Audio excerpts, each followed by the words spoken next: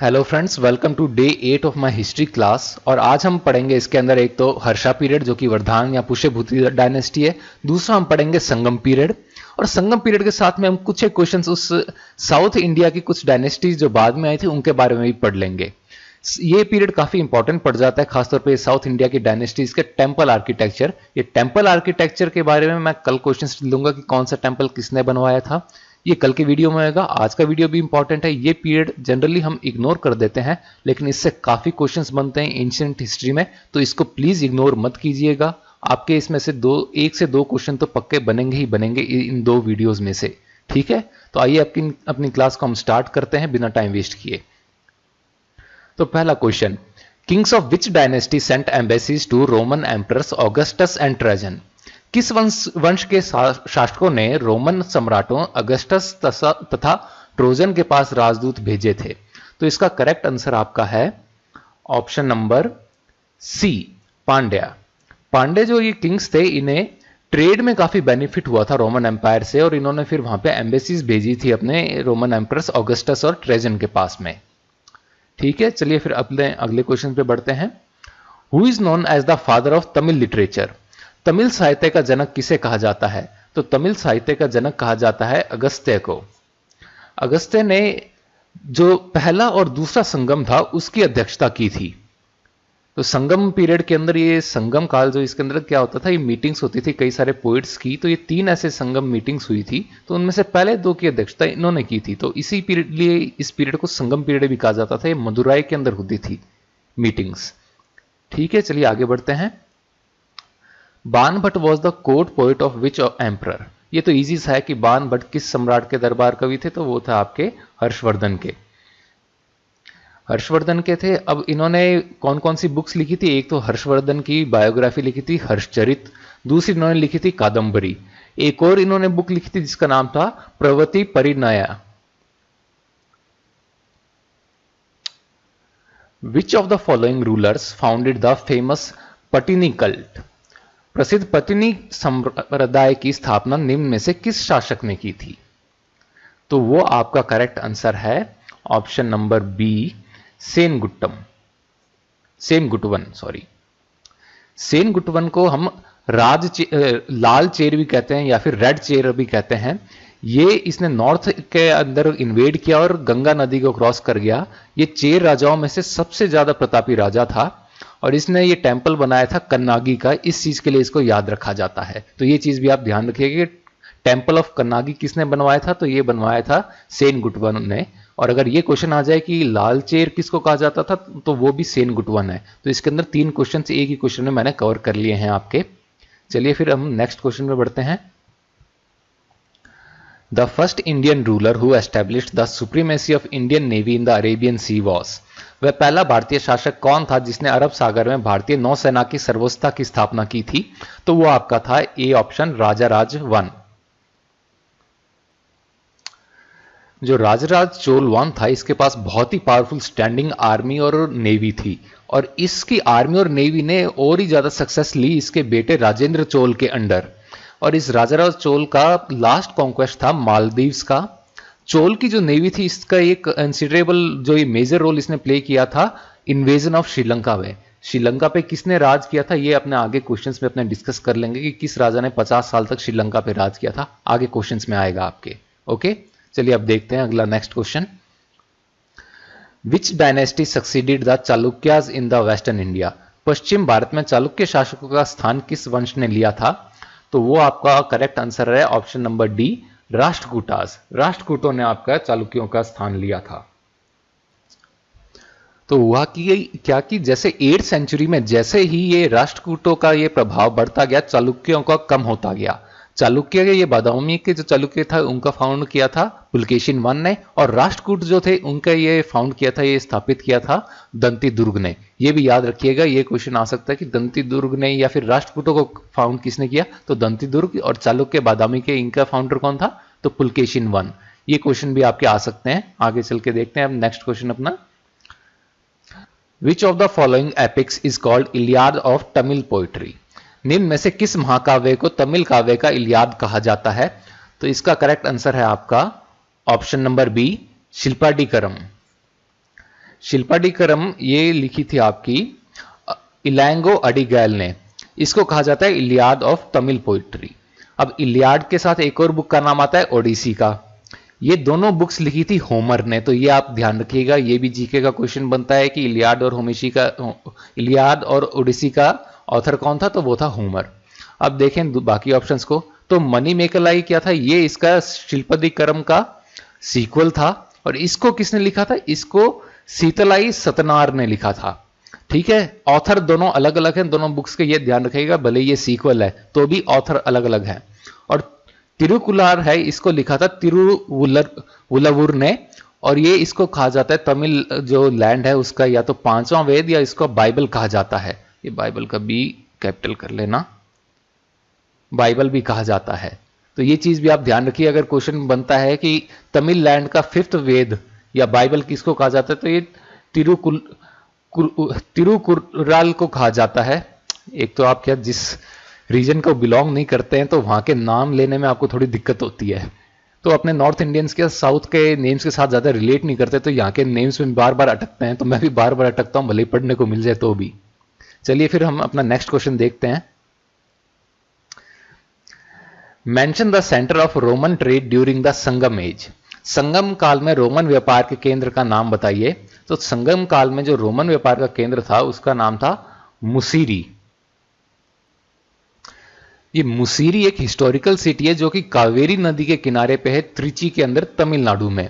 इस सिटी का ये फाउंडर था ये मुसुकुंदन, तो इसको मुसुकुंदनपुरी भी कहते थे लेट 10th सेंचुरी में, लेकिन बाद में इसका नाम फिर मुसीरी कर दिया गया था। ठीक है, तो फिर अपने आगे बढ़ते हैं। मुसुकुंदन ये चोल डायनेस्टी से था, ये भी याद रखिएगा। तो कल को क्वेश्चन बनता है कि मुसुकुंदनपुरी या मुसीरी का फाउंडर मुसुकुंदन किस डायनेस्टी से था, तो वो था चोल डायनेस्टी से। तो ये भी क्वेश्चन आप याद रख सकते हैं। ठीक है, तो चलिए आगे बढ़ते हैं हम। Harshavardhana organised his religious assemblies at. तो हर्षवर्धन ने अपनी धार्मिक सभाओं का आयोजन कहां किया था, तो ये धार्मिक सभाओं का आयोजन हर्षवर्धन ने किया था प्रयाग में। हर्षवर्धन हर 5 सालों में ऐसे ये प्रयाग के अंदर जो गंगा यमुना के संगम पे ऐसे ये रिलीजियस असेंबलीज ऑर्गेनाइज करता था। ये 5 ऐसी असेंबलीज पहले हो चुकी थी, लेकिन 6ठी असेंबलीज में इसने क्या किया, अपनी सारी की सारी जो धन और जो था संपत्ति ये अपने दान कर दी हर्षवर्धन ने। Which of the following rulers built embankment along the river Kaveri. तो ये इन निम्न में से कौन से शासक ने कावेरी नदी के किनारे तटबंध का निर्माण करवाया था, तो ये आपका था option number B Karikala. Karikala ने ये पुहार या कावेरीपट्टनम की सिटी की भी स्थापना की थी। इसने श्रीलंका से 12,000 जो ये गुलाम लेके आया और 160 किलोमीटर लंबा ये बांध सा ये बनवा दिया कावेरी नदी के किनारे पे। तो ये चीज याद रखिएगा। तो ये भी क्वेश्चन बन सकता है कि ये पुहार जो सिटी है इसका फाउंडर कौन था, तो ये था करिकाल। तो ये क्वेश्चन भी आपका बन सकता है। ठीक है, ये चीज भी आप याद रखेंगे। चलिए नेक्स्ट क्वेश्चन पे बढ़ते हैं हम। India's trade with Roman empire came to an end with the invasion of Rome by the. Bharat का रोमन साम्राज्य के साथ व्यापार रोम पर किसके आक्रमण के साथ समाप्त हो गया, तो रोम पर आक्रमण किसने किया था, ऐसा आक्रमण किया था ये जो हुन्स थे इन्होंने। तो ये जो हुन्स थे इन्होंने रोमन एम्पायर पे अटैक किया under the leadership of Attila the Hun. Attila the हुन ये इनका रूलर था जो कि 434 से लेके मार्च 453 तक इनका लीडर रहा था। ये इसकी डेथ हो गई थी तब ये इनका लीडर से हटा था। और आप लोगों में से जिन्होंने भी शायद ये गेम था एज ऑफ एम्पायर्स अगर खेला हो तो ये नाम आप फैमिलियर भी होंगे इस नाम से आप लोग। तो ठीक है, चलिए हम नेक्स्ट क्वेश्चन पे बढ़ते हैं। Most of the Chola temples were dedicated to. अधिकांश चोल मंदिर किसे समर्पित हैं, तो अधिकांश चोल मंदिर समर्पित हैं शिव भगवान को, ऑप्शन नंबर बी। ये जो चोल मंदिर हैं ये सबसे पुराने जो अपने इंपॉर्टेंट हिंदू टेम्पल्स हैं और ये हिंदू कोविल्स कहलाते हैं। ये 10th to 12th सेंचुरीज में साउथ इंडिया में बनाए गए थे और इनमें चीफ डीटी होते थे अपने लॉर्ड शिवा। ये कोविल या कोइल जो भी है इस मतलब इनके कई सारे प्रोनाउंसिएशन हैं। तो कोविल क्या थे, ये थे अपने तमिल टर्म है, ये distinct style of Hindu temple in Tamil Nadu. ये द्रविडियन आर्किटेक्चर का है और कोविल का लिटरल मीनिंग है रेजिडेंस ऑफ गॉड। ठीक है, तो अपने अब नेक्स्ट क्वेश्चन पे चलते हैं। Name the capital of Pallavas. पल्लवों की राजधानी का नाम बताएं। तो ये सबको याद होगा आपको, पल्लवों की राजधानी थी आपकी कांची। पल्लवों ने नॉर्दर्न तमिलनाडु और सदर्न आंध्र प्रदेश का जो रीजन था वहां पे 2nd सेंचुरी से लेकर 9th सेंचुरी तक राज किया। कांचीपुरम इनकी कैपिटल रही थी 4th सेंचुरी से 9th सेंचुरी तक। और ये जो वातापी जो थी ये कैपिटल थी चालुक्याज ऑफ बादामी की, जिनको की फाउंड किया था पुलकेशिन I ने। ये मैं आपको दूसरी बार बता रहा हूं, ठीक है। तो चलिए हम नेक्स्ट क्वेश्चन पे बढ़ते हैं। Which of the following dynasties was not a part of tripartite struggle? निम्न में से कौन सा वंश त्रिपक्षीय संघर्ष का एक हिस्सा नहीं था? तो वो आपकी डायनेस्टी है इनमें से वर्धमान डायनेस्टी या फिर पुष्यभूति डायनेस्टी भी जिसको हम कहते हैं। ये डायनेस्टी इस त्रिपक्षीय संघर्ष का हिस्सा नहीं थी। ये त्रिपक्षीय संघर्ष आखिर था क्या? तो ये कन्नौज जो सिटी है इसके पोजेशन के लिए 8th सेंचुरी के एंड में एक स्ट्रगल हुआ था इन 3 डायनेस्टीज के बीच में। कौन कौन सी? पाल, प्रतिहार और राष्ट्रकूट के बीच में, जिसमें कि पाल डायनेस्टी ने फिर कन्नौज का पोजेशन ले लिया था। धर्मपाल था पाल डायनेस्टी का, जिसने की भोज प्रतिहार डायनेस्टी का और अमोघ वर्ष राष्ट्रकूट डायनेस्टी का इन दोनों को हराया था। तो ये धर्मपाल के पास फिर कन्नौज आ गया था। तो अगर ये भी पूछा जाए कि ट्राइपार्टाइट जो स्ट्रगल हुआ था, त्रिपक्षीय जो संघर्ष चला था, इसमें कौन जीता था, तो इसका आंसर आपका होगा धर्मपाल, ठीक है। और धर्मपाल आपको ध्यान होगा इन्होंने पाल डायनेस्टी को फाउंड किया था, ये भी आप ध्यान रखिएगा। ओके, आगे बढ़ते हैं। अब Arabs were defeated by Pratiharas and Chalukyas in. अरब प्रतिहारों तथा चालुक्यों के द्वारा कब पराजित किए गए थे? तो अरब पराजित किए गए थे 738 एडी के अंदर।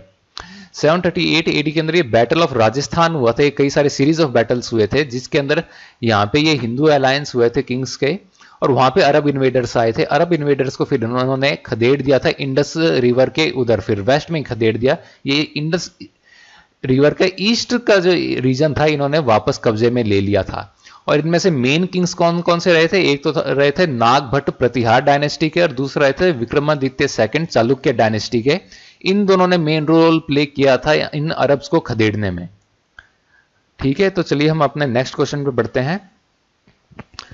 विच inscription mentions about the village administration under the Cholas.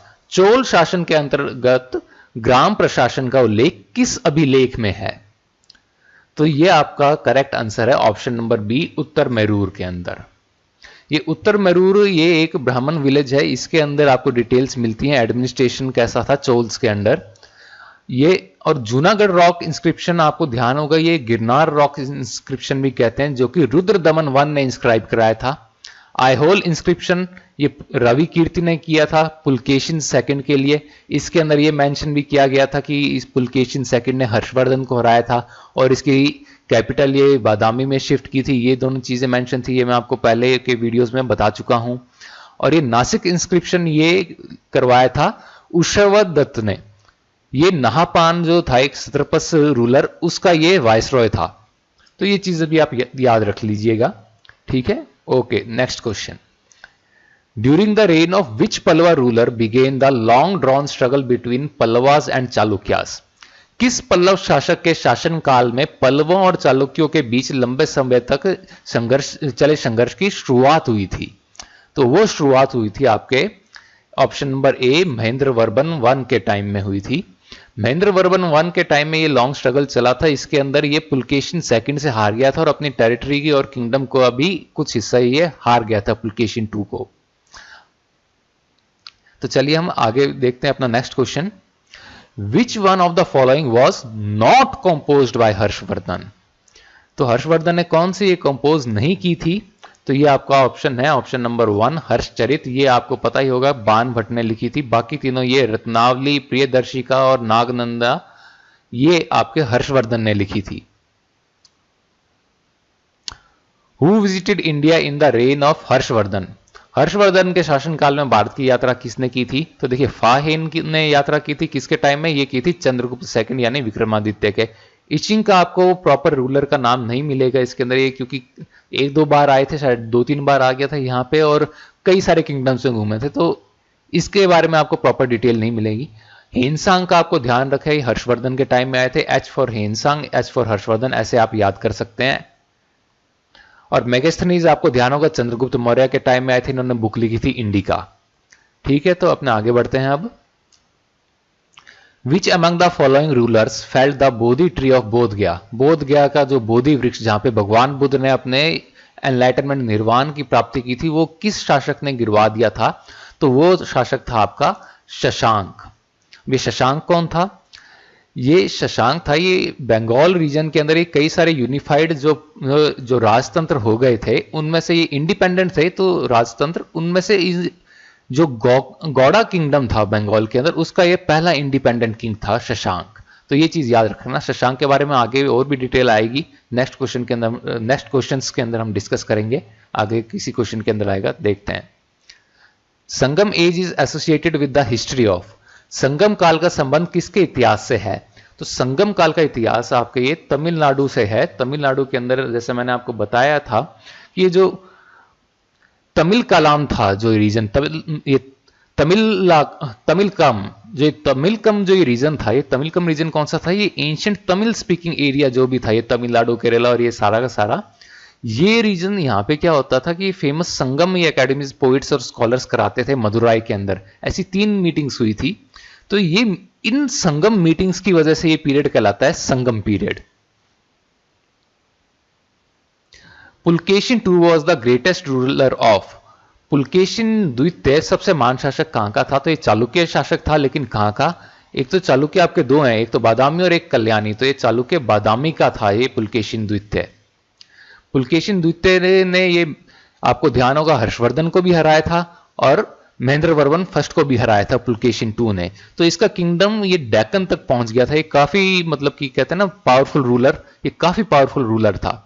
आगे चल के हम डिस्कस करेंगे कि इसको किसने हराया था, इसकी डेथ कैसे हुई थी, वो भी हम अगले नेक्स्ट कुछ एक क्वेश्चंस में डिस्कस कर लेंगे। Which Chola king founded the city of Puhar? Puhar शहर की स्थापना किस चोल शासक ने की थी? तो पुहर की स्थापना आपकी की थी डी करिकाल ने। करिकाल ने ये पॉपुलर सिटी, ये पॉपुलर किंग था और इसने पुहर, जो कि इसको कि हम कावेरी पट्टनम ही कहते हैं, ये एक पोर्ट सिटी थी और कुछ टाइम तक ये शायद कैपिटल भी रही थी चोल राजाओं की। 1st सेंचुरी BC में इसने एस्टेब्लिश किया था। पुहर का नाम एक और कौन सा कि कावेरी पट्टनम, ये भी आप याद रखेंगे। ठीक है, ये इंपॉर्टेंट पोर्ट सिटी भी थी इनकी। मैच द फॉलोइंग, मिलान करें। ये कौन, ये इनकी जो है राजधानियां, जो इनकी कैपिटल्स है, उनके साथ मैच करना है। तो चालुक्यों की आपकी कैपिटल कौन सी थी? चालुक्यों की आपकी थी वातामी, तो ये फर्स्ट का हो गया आपका सेकंड। और सेकंड अब ये होयसल का ये आपकी थी आपकी द्वार समुद्रम, तो इसकी होगी 4th। थर्ड आपका कौन सा? राष्ट्रकूट, इनकी थी मालाखेड़, जो ये हो गया आपका फर्स्ट। और ये आपका काकटियस जो थे, इनकी आपकी थी फिर वारंगल, ये आपका हो गया 3rd। तो फर्स्ट का सेकंड, सेकंड का 4th, थर्ड का फर्स्ट, 4th का 3rd। ये आपका कौन सा ऑप्शन है? ये आपका ऑप्शन है ऑप्शन नंबर ए। तो ये आपका करेक्ट ऑप्शन हो गया। ठीक है, तो अब नेक्स्ट देखते हैं। Chalukya king Pulakeshin II was defeated by? Chalukya शासक पुलकेशिन द्वितीय को किसके द्वारा पराजित किया गया था? तो मैं अभी बता रहा था, हम आगे देखेंगे। तो ये पुलकेशिन द्वितीय को हराया था नरसिंह वर्मन फर्स्ट ने। नरसिंह वर्मन 1 ये महेंद्र वर्मन 1 का बेटा ही था और इसने अपने फिर पिता की जो हार का बदला लिया पुलकेशिन II को हरा के 642 CE के अंदर। और ये कौन सा युद्ध था? ये कहलाता था बैटल ऑफ वातापी। इस बैटल के अंदर, बैटल ऑफ वातापी में पुलकेशिन II की डेथ होगी। तो अगर क्वेश्चन में ये पूछा जाए कि पुलकेशिन II की डेथ किस बैटल में हुई, तो वो था बैटल ऑफ वातापी। तो नरसिंह वन का जो रेन था, ये के रेन में ही ये चाइनीज ट्रैवल जो हेनसांग है, ये आया था कांचीपुरम के अंदर। ये भी आप ध्यान रखिएगा। तो कांचीपुरम के अंदर हेनसांग एक तो हर्षवर्धन के आया था और फिर नरसिंह वर्मन के रेन के अंदर ये कांचीपुरम में भी आया था। तो ये भी चीज याद रखिएगा कि अगर मान लीजिए ऑप्शन में हर्षवर्धन नहीं दे रखा और पूछे कि हेनसांग किसके रेन में यहां पे आया था, तो आप नरसिंह वर्मन के साथ जाएंगे। ठीक है, चलिए फिर हम नेक्स्ट क्वेश्चन में बढ़ते हैं। Who succeeded Prabhakar Vardhan? प्रभाकर वर्धन को का उत्तराधिकारी कौन था? तो प्रभाकर वर्धन का उत्तराधिकारी था आपका option number B, Rajyavardhan. Prabhakar Vardhan was succeeded by Rajyavardhan. तो राज्यवर्धन क्या था? सॉरी, तो राजेवर्धन ने सक्सीड किया प्रभाकर वर्धन को। तो हुआ क्या था कि ये राजेवर्धन की जो बहन थी राजेश्री, उनके हस्बैंड थे ग्रहवर्मन, उनकी हत्या किन्होंने कर दी? देवगुप्त ने, जो कि मालवा का रूलर था, और शशांक ने। शशांक के बारे में अभी अपन ने थोड़ी देर पहले डिस्कस किया था। तो इन दोनों ने मिलकर हत्या कर दी ग्रहवर्मन की, जो कि कन्नौज के रूलर थे और राजेवर्धन की सिस्टर राजेश्री के हस्बैंड थे। तो फिर इनकी एवेंज करने के लिए, इनकी असैसिनेशन को, राजेवर्धन गए और इन्होंने देवगुप्त की हत्या कर दी। लेकिन ये शशांक को नहीं मार पाए, बल्कि हुआ ये कि शशांक ने इनको मार दिया था। तो इसके बाद फिर आपके आए हर्षवर्धन। चलिए फिर नेक्स्ट क्वेश्चन पे बढ़ते हैं। The Rashtrakuta kingdom was founded by, Rashtrakuta साम्राज्य की स्थापना किसके द्वारा की गई थी? तो राष्ट्रकूट की ये स्थापना की गई थी दंतिदुर्ग के द्वारा। दंतिदुर्ग को हम दंतिवर्मन भी कह देते हैं, दंतिदुर्ग सेकंड। ये राष्ट्रकूट एम्पायर के ये फाउंडर थे और इनकी कैपिटल थी गुलबर्गा। और इनको सक्सीड किया था इनके अंकल कृष्ण फर्स्ट ने, जिन्होंने कि इनका किंगडम पूरे कर्नाटक में फैला दिया था। आगे चल के हम देखेंगे कृष्ण फर्स्ट ने और क्या किया था, नेक्स्ट क्वेश्चन में हम डिस्कस करेंगे। तो चलिए नेक्स्ट क्वेश्चन देखते हैं। The most distinguished ruler of Chalukyan dynasty was, Chalukya वंश का सबसे प्रतिष्ठित शासक कौन था? तो वो था आपका पुलकेशिन सेकंड। पुलकेशिन सेकंड का जैसे आपने बताया था, इसका ही मैंने पहले ही बताया था, इसका किंगडम डेक्कन तक पहुंच गया था। इसने महेंद्र वर्मन फर्स्ट को हराया था इन बैटल ऑफ पुल्लेलुर। ये भी याद रखिएगा, ये वो कौन सा बैटल था जिसमें महेंद्र वर्मन प्रथम की हार हुई थी। तो ये भी आप ध्यान रखिएगा, ये था बैटल ऑफ पुल्लेलुर। और इसने फिर हर्षवर्धन को भी हराया था, ये चीज भी ध्यान रखिएगा। और इसके बारे में कहां पे बताया गया है? रवि कीर्ति ने आईहोल इंस्क्रिप्शन में बताया था। ये चीज भी मैं आपको बता चुका हूं 2 बार। ठीक है, तो नेक्स्ट क्वेश्चन पे बढ़ते हैं हम। Who took the title of Narakesari, तो नरकेसरी की उपाधि किसने ली? तो नरकेसरी की उपाधि आपके लिए विजयालय ने। अब ये विजयालय कौन थे?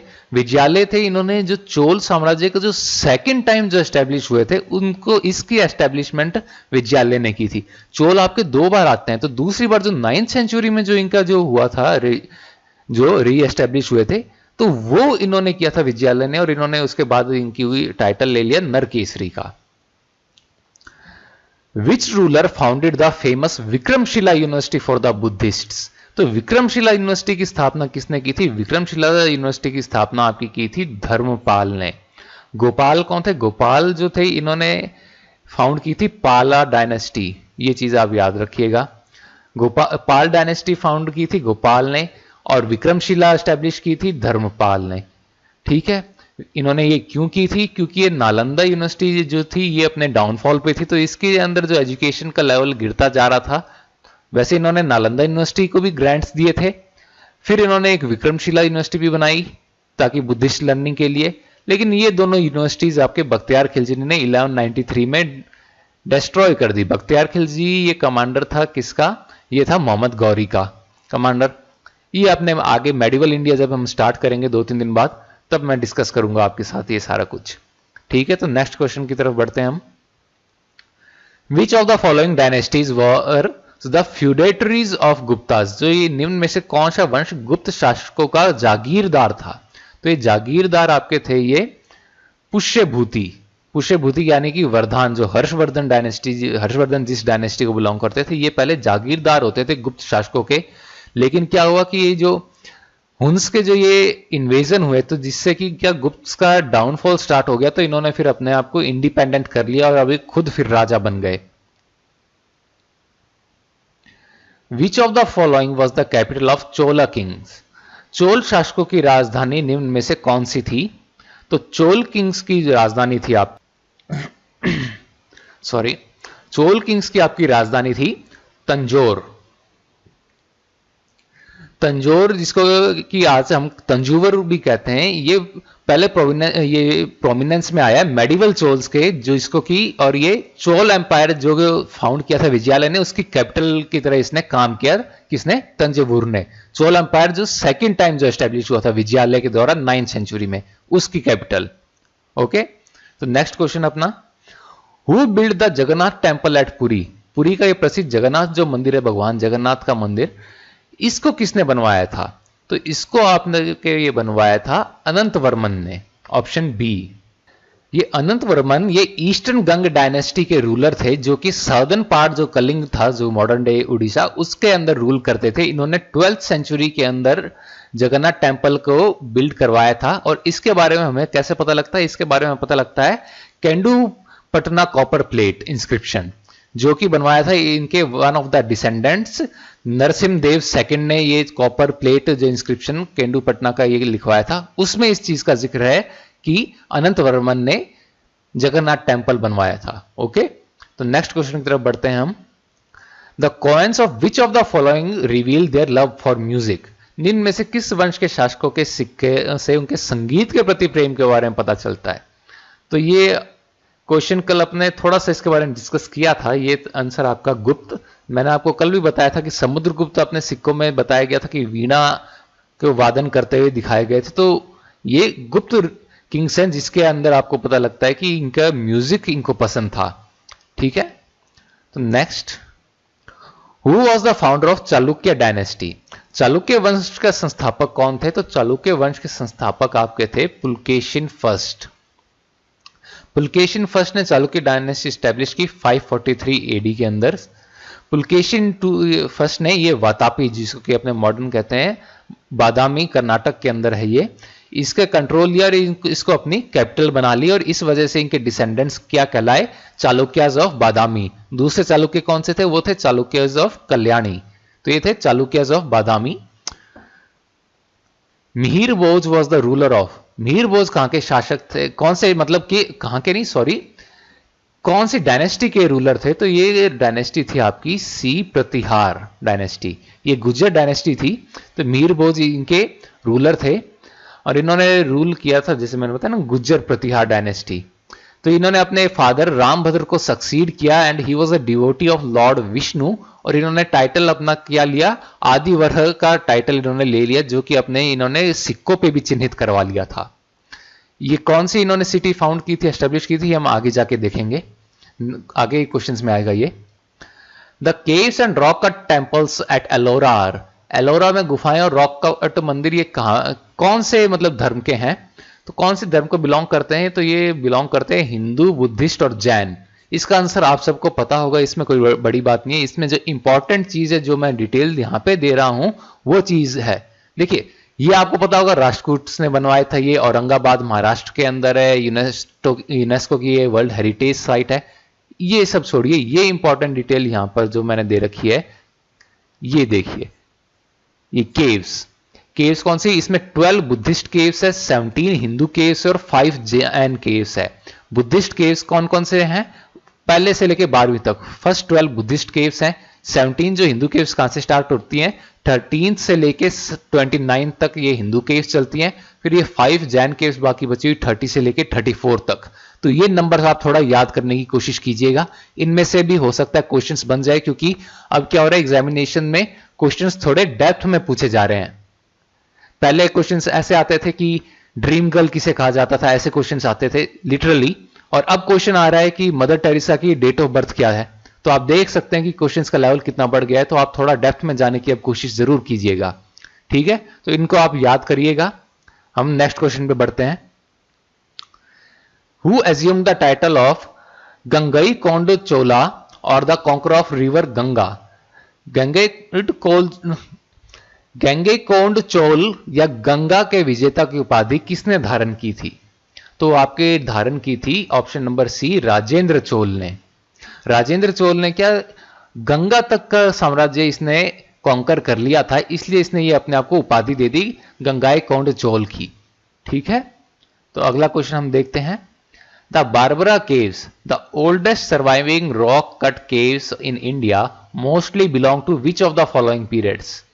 तो ये बारबरा की गुफाएं जो वर्तमान में भारत में मौजूद चट्टान पर काटकर बनाई गई सबसे प्राचीन गुफाएं हैं, अधिकतर किस काल से संबंधित हैं?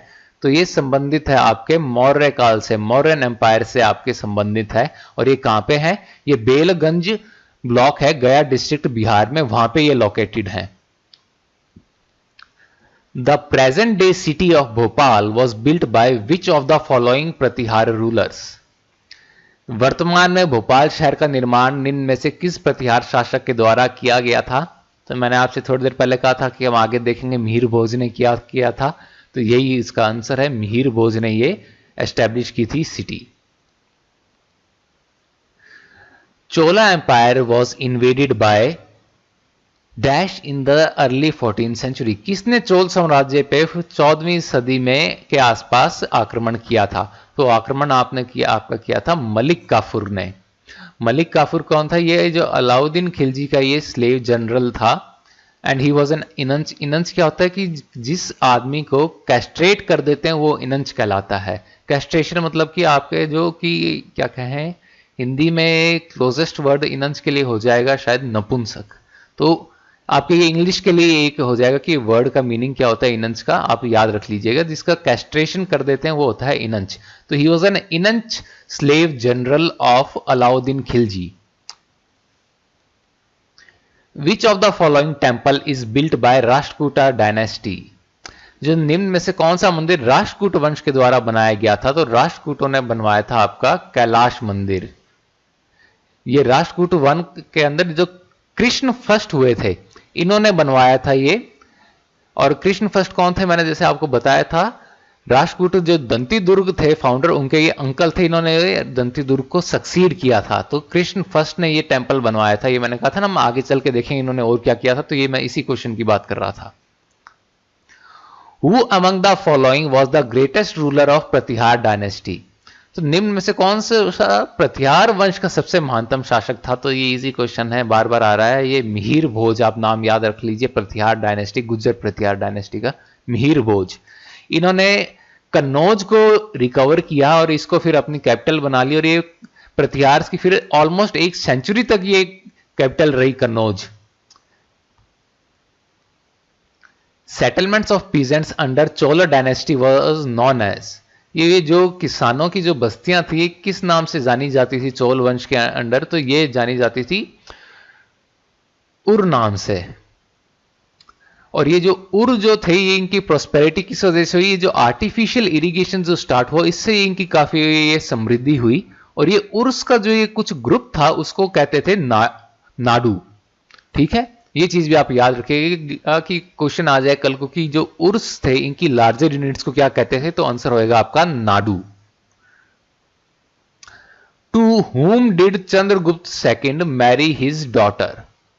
चंद्रगुप्त द्वितीय ने अपनी पुत्री का विवाह किससे किया था? तो वो आपका आंसर है correct option number B, Rudrasena 2। Chandragupta second ने अपनी शादी जो प्रभाती गुप्त थी उसकी ये वक्त किंग था रुद्रसेन सेकंड, उसके साथ शादी कर दी थी। Who build the temple of Augustus at Muziris? Muziris में जो ऑगस्टस का मंदिर था उसका निर्माण किसने करवाया था? तो मुजिरिस में ऑगस्टस के मंदिर का निर्माण कराया था आपके चेयर्स ने, जो आपका ऑप्शन नंबर बी है, सी है, सॉरी। तो ये चेयर्स के क्या बहुत अच्छे ट्रेड रिलेशंस थे रोमन्स के साथ, और इसलिए इन्होंने ऑगस्टस का टेंपल बिल्ड कराया था मुजिरिस के अंदर। What was the emblem of Cheras? ये चेर जो शासकों का ये प्रतीक चिन्ह क्या था? तो प्रतीक चिन्ह इनका था धनुष। तो आइए देख लेते हैं फिर इनके जो किंगडम, इनका एम्बलम और इनकी कैपिटल, मतलब राज्य, इनका प्रतीक चिन्ह और इनकी राजधानी। तो चेरों का प्रतीक चिन्ह था धनुष और इनकी कैपिटल थी वंजी या करूर। चोल जो पुराने वाले थे उनका था सिंबल टाइगर और इनकी कैपिटल थी उरायूर, और पुहार भी कुछ टाइम के लिए रही थी। और पांडे ये जो थे इनकी थी कार्प, जो कि एक तरह की मछली होती है, ये थी इनका चिन्ह, और मदुराई थी इनकी कैपिटल पांड्यों की।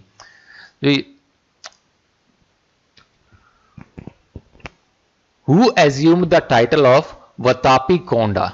वतापी कोंड की उपाधि धारण किसने की थी? वतापी कोंड का मतलब है जिसने वतापी पे कब्जा कर लिया हो। तो वतापी पे कब्जा किसने किया था? वतापी आपको ध्यान होगा पुलकेशिन 2 की कैपिटल थी। पुलकेशिन 2 को किसने हराया था? पुलकेशिन 2 को हराया था नरसिंहवर्मन ने। तो इसका करेक्ट आंसर भी आपका हो गया Narasimhavarman first.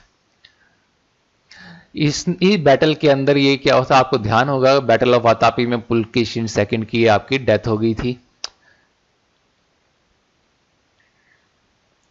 Which of the following rulers is compare to Vikramaditya? निम्न में से किस शासक की तुलना विक्रमादित्य से की जाती है? तो विक्रमादित्य की तुलना आपकी की जाती है, विक्रमादित्य से तुलना की जाती है आपके शासक अमोघ वर्ष की।